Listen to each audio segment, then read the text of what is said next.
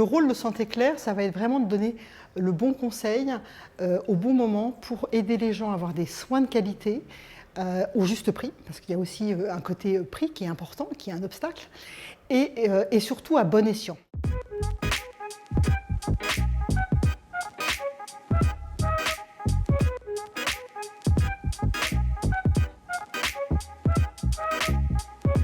Alors déjà qu'elles sont fréquentes, beaucoup plus qu'on ne le pense, et que les gens ne sont pas prêts à se faire prendre en charge. Il y a un énorme décalage entre les gens qui souffrent et les gens qui se font prendre en charge, parce qu'il y a plein de tabous autour de ça.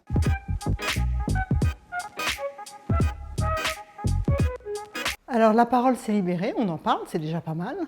Il y a une prise de conscience, mais une enquête qu'on a fait juste en plein milieu de la crise sanitaire, puisque c'était en novembre dernier, a montré que les gens continuent à avoir peur de façon extrêmement majoritaire, que les gens avaient honte d'en parler, donc ça c'est vraiment un premier obstacle.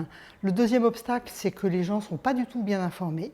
Ils ont une méconnaissance des métiers qui tournent autour de ces thématiques qui est quasi nulle.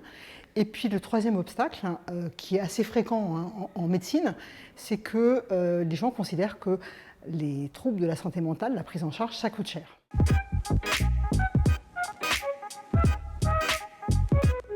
Santé Claire a mis en place tout un parcours autour de la santé mentale qui s'appelle le Bien dans ma tête et qui est constitué de diverses solutions. Alors il y a une première brique qui n'est pas un passage obligé qui permet aux personnes de prendre conscience que les symptômes anodins dont ils peuvent souffrir relèvent de troubles plus du domaine de la sphère mentale.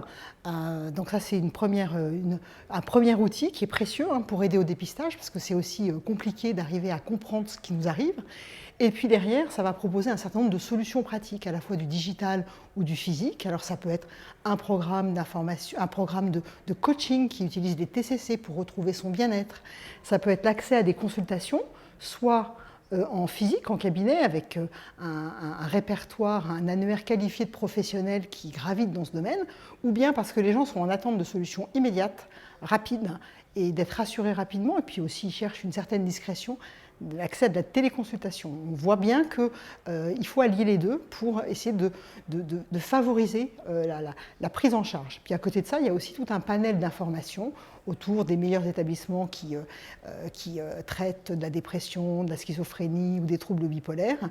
Et puis aussi l'information sur où sont les services d'urgence spécialisés en psychiatrie, que ce soit des établissements hospitaliers ou bien des centres d'accueil de crise. C'est un ensemble de solutions qui permet d'adresser du petit mal-être jusqu'à des choses beaucoup plus sévères qui, on l'espère en tout cas, va contribuer à faire en sorte que les gens, excusez du jeu de mots, passent à l'acte, aillent se faire traiter et arrêtent de dire « je peux m'en sortir tout seul » parce que c'est pas vrai.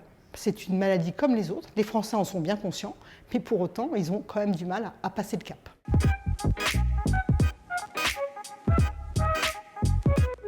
Le rôle de Santé Claire, ça va être vraiment de donner le bon conseil au bon moment pour aider les gens à avoir des soins de qualité au juste prix, parce qu'il y a aussi un côté prix qui est important, qui est un obstacle, et surtout à bon escient.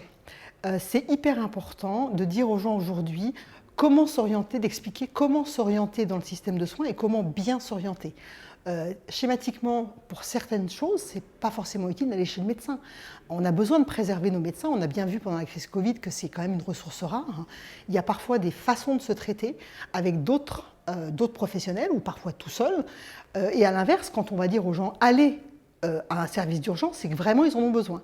Donc c'est aussi notre rôle que d'aider les gens à utiliser le système à bon escient et de trouver réponse à leurs questions dans un domaine qui est quand même la santé, où les gens sont quand même relativement mal informés. Et c'est aussi une façon de les éduquer, de les rendre plus acteurs de leur parcours de soins.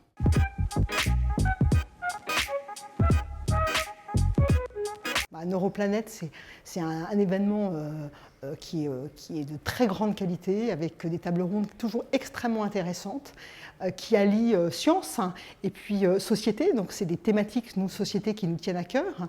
Donc, alors cette année, évidemment, Neuroplanète, avec le lancement de notre programme Bien dans ma tête, ça s'inscrivait parfaitement dans le schéma, parce que on parle beaucoup de santé mentale, et donc on voulait converger aussi sur cette thématique, puisque nous, on représente la société, et on essaie d'apporter des solutions concrètes. Donc bien évidemment, Neuroplanète, c'est the best of, the place to be.